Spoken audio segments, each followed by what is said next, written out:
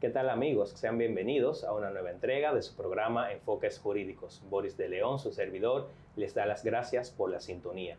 En esta oportunidad contaremos con la grata presencia del doctor Manuel Rebollo Puig, abogado, catedrático de Derecho Administrativo de la Universidad de Córdoba, con quien hablaremos acerca de los caracteres esenciales del derecho administrativo sancionador. Regresamos en breve.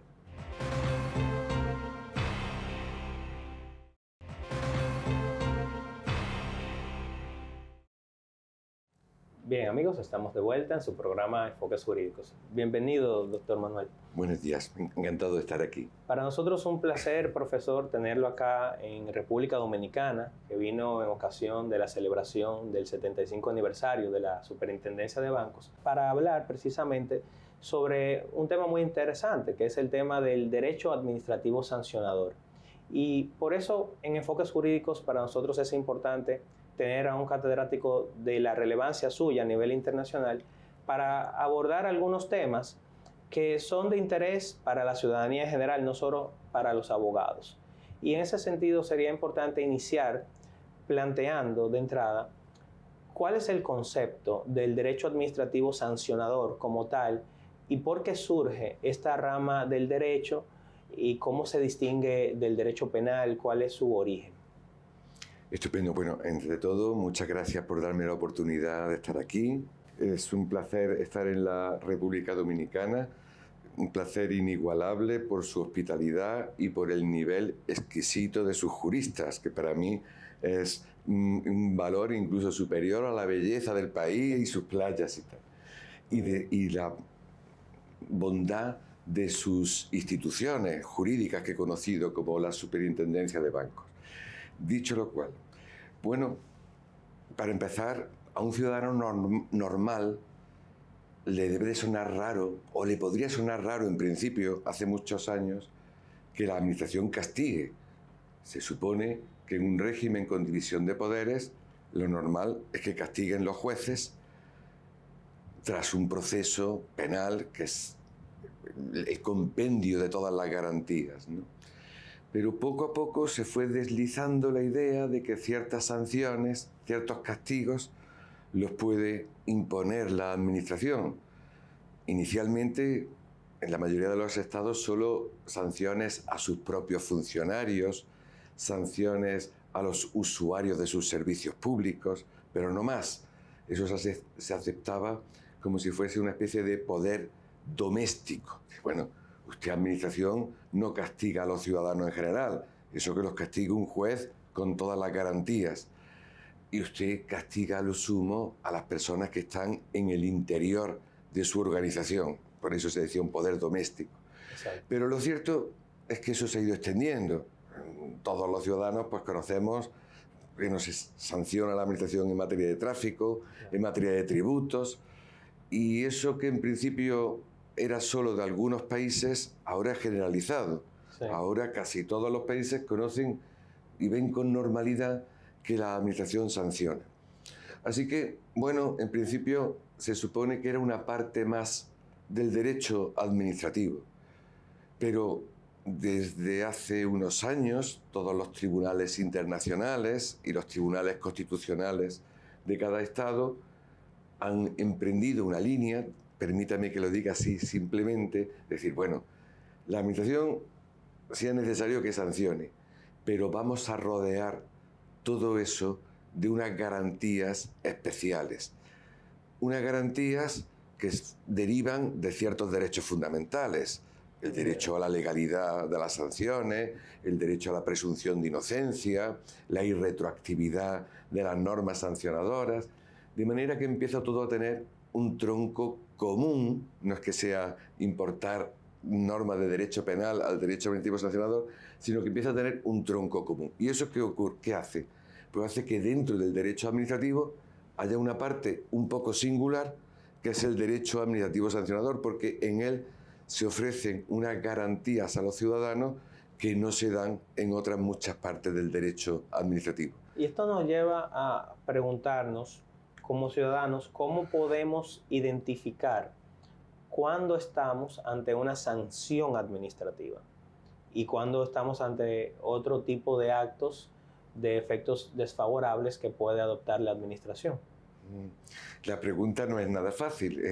Es el objeto, en realidad, de muchos juicios. Lo primero que se discute es, bueno, pero aquí lo que ha hecho la administración es sancionar o ha hecho otra cosa.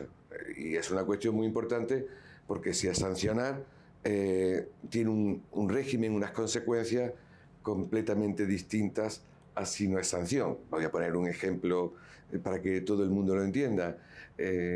Si a una persona le imponen que derribe la casa que ha construido ilegalmente, supongamos que la ha construido en la playa, si aquello es una sanción y, por ejemplo, él se muere, no se va a transmitir a sus herederos porque los castigos no se transmiten.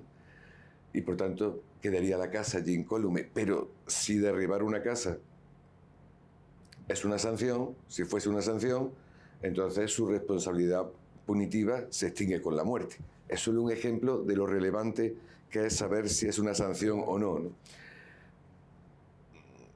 Yo mantengo más o menos que lo que hay que pensar es que solo son sanciones las decisiones que la administración adopta con la única finalidad y la única utilidad de castigar. Si por el contrario, de alguna forma, lo que trata es de restablecer la legalidad, entonces aquello no es una sanción. Por ejemplo, yo dejo de pagar 1 millón de euros o 1 millón de pesos dominicanos de impuestos. El que la administración me haga pagar el 1 millón de pesos dominicanos más los intereses no es ninguna sanción. Eso es simplemente, oiga, usted va a cumplir su obligación. Si además decide ponerme una multa de 2 millones de pesos dominicanos, eso es una sanción y tienen régimen diferente. Pues eso hay que verlo en todo. Ese ejemplo es muy fácil, luego en otros no es muy fácil. Por ejemplo, una empresa tiene una autorización o una concesión para explotar aguas, minas, tal. Quitarle la concesión, revocarle la concesión, ¿es un castigo o es una medida para restablecer la legalidad? Pues muchas veces la diferencia es sutil. Sí. Bueno, pero la idea de fondo tiene que ser, si hay castigo, es sanción. Si se trata no de castigar, sino de que el derecho se haga efectivo y se cumpla, entonces no es sanción. ¿Cuáles vendrían a ser las principales garantías o principios que debe tener en cuenta la administración a la hora de establecer una sanción? Usted mencionaba algunos ahorita, pero sería bueno tener en cuenta que tanto los ciudadanos como la administración y las diversas administraciones públicas que coexisten en el Estado Dominicano, pues tengan en cuenta eso, porque nosotros en el país tuvimos una reforma constitucional en el año 2010 y todavía hay mucha parte de la normativa que no ha sido adecuada. De manera que es importante tomar en cuenta cuáles son esos principios generales que informan el derecho administrativo sancionador. Por lo pronto, su constitución, la de 2010, es una constitución en muchas partes exquisita y muy correcta, muy bien hecha, que dice muchas cosas que, por ejemplo, la nuestra, la española, no dice y ha habido que deducir, y la Constitución dominicana de 2010 explicita muy bien, ¿no?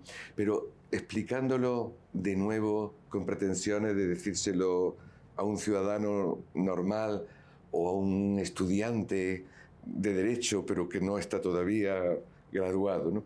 Bueno, la primera importante es, solo se puede sancionar las conductas que una ley ha descrito exactamente que merecen castigo. No generalidades. Vamos a sancionar a quien se comporte mal, a quien altere el orden en la calle. No. Tienen que ser unas conductas identificadas claramente por la ley y que además no se pueden interpretar ampliamente ni por analogía. Oye, dice la administración, ha hecho algo muy parecido a lo que está aquí previsto sancionar. Pues también lo vamos a sancionar. No. tiene que ser exactamente lo que esté previsto que se puede sancionar, lo único que se puede sancionar. Una segunda garantía, por así ponerlo en este orden, sería, porque solo podemos sancionar cuando el ciudadano ha actuado o con intención de vulnerar la ley o al menos muy negligentemente. Pero si el hombre o la mujer ha actuado todo lo diligentemente que puede, con todo el cuidado que puede, y pese a eso ha incurrido en la conducta prohibida, aún así no se le puede sancionar. No es culpable de verdad. Habrá realizado el hecho, pero no es culpable. Ejemplos muy tontos, muy simples, ¿no? Dice, bueno, iba conduciendo con exceso de velocidad porque había una limitación de velocidad tanto, ¿no? Bueno, pero es que era imposible, estaba tan mal colocada la señal de tráfico que una persona normal no lo habría visto, tendría que ir. Bueno, pues entonces habrá cometido la infracción, pero no se le puede sancionar. Una empresa o un ciudadano normal que lee las normas sobre los impuestos que tiene que pagar y los lee e interpreta razonablemente sin estar muy equivocado, pues entonces yo no tengo que pagar este impuesto. Luego se demuestra que tiene que pagar el impuesto, ¿vale? Pues que lo pague, pero no se le puede castigar por no haber interpretado correctamente una norma. Bueno, por tanto, la segunda garantía es solo se puede castigar a una persona que ha actuado o con intención de sancionar o negligentemente. Luego tendríamos, por simplificar, porque no quiero cansar demasiado al auditorio o a los espectadores, ¿no? Las garantías formales, o sea, las garantías de que no le van a sancionar sin darle posibilidad de defensa, de hacer alegaciones. Esto nos llevaría a lo que sería el debido proceso administrativo, que vamos a ver, amigos, tras la pausa.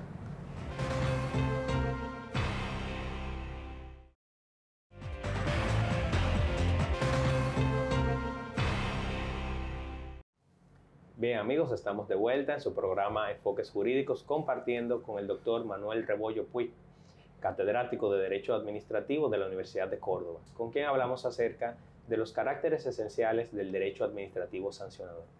Profesor, en el segmento anterior mencionaba las garantías, digamos, materiales de lo que es el ejercicio de la potestad sancionadora, a propósito del principio de legalidad, del principio de personalidad de la pena, la culpabilidad.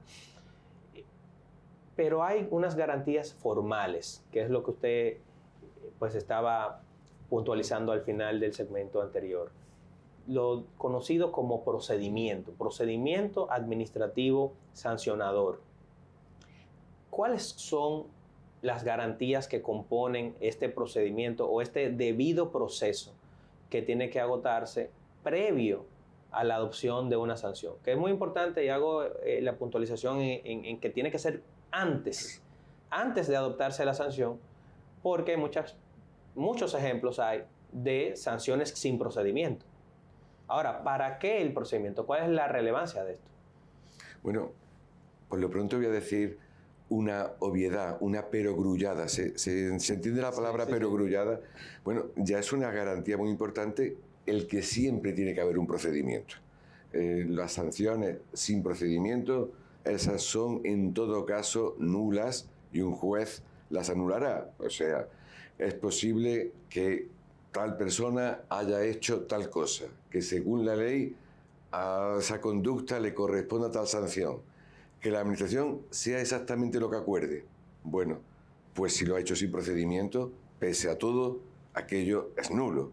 Bueno, la primera garantía, por tanto, y que es fundamental, es que hay un procedimiento. Eso parece una cosa obvia a nosotros, no lo era hasta hace poco. Hasta hace poco la administración imponía sanciones, por lo menos en muchos países, no solo en España y supongo que también aquí, sanciones sin procedimiento. Otra garantía no pequeña, está más de las materiales que las formales, pero muy importante, que deben de saber todos los ciudadanos. Nunca las sanciones que pone la administración pueden ser privativas de libertad. Eso Claro. Está en su Constitución, está en la nuestra, pero hay muchos países europeos que aceptan otra cosa. Muchos países europeos, algunos porque directamente aceptan sanciones administrativas privativas de libertad y otros porque, aunque solo prevén sanciones de multa, sí que establecen que en caso de impago de multa se convierte en privación de libertad. Bueno, su Constitución dominicana del 2010 sí. Y la nuestra garantiza lo contrario. No es poca cosa, claro. No es poca cosa porque hemos vivido en otros momentos sanciones administrativas económicas altísimas que una persona no podía pagar y que entonces tenía arrestos y otras consecuencias. Bueno, pero volviendo a lo formal, no solo es que tiene que haber un procedimiento y que tiene que ser, como ha dicho usted tan correctamente, previo.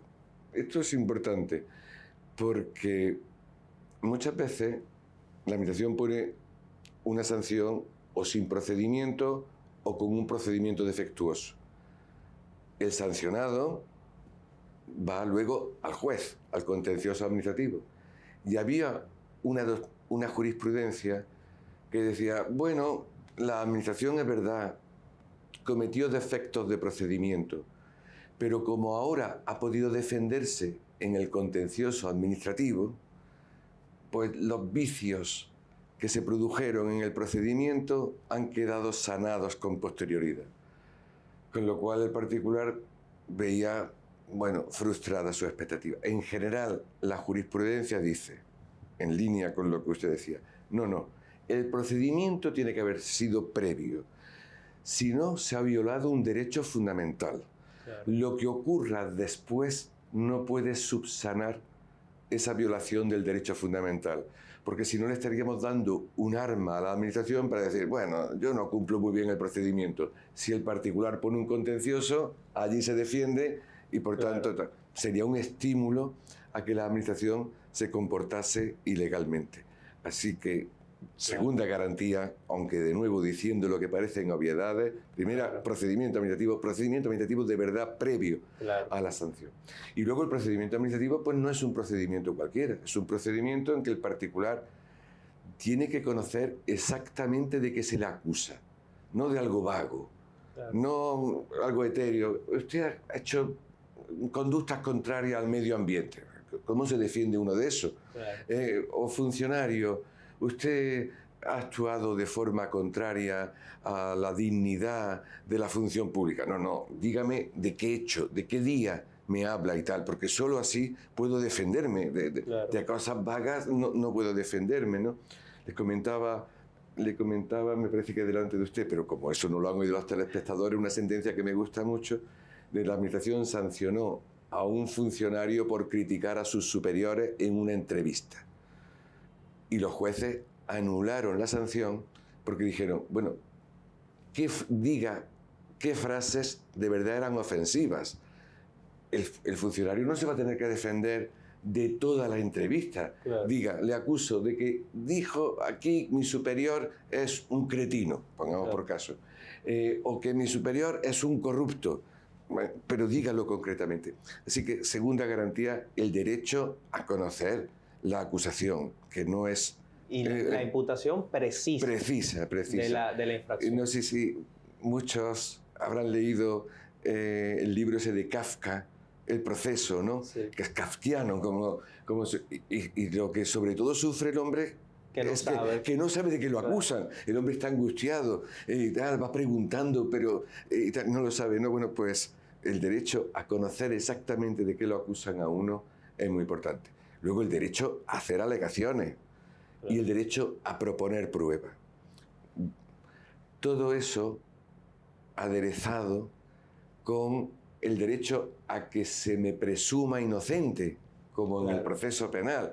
Es decir, Administración, usted me acusa de algo, usted es la que tiene que probar que yo he hecho algo, que yo he cometido una pesca ilegal, caza ilegal, que de verdad he conducido ilegalmente, que tal, no me acusa y ahora soy yo el que tiene que probar mi inocencia. Usted, Administración, es la que tiene que probar.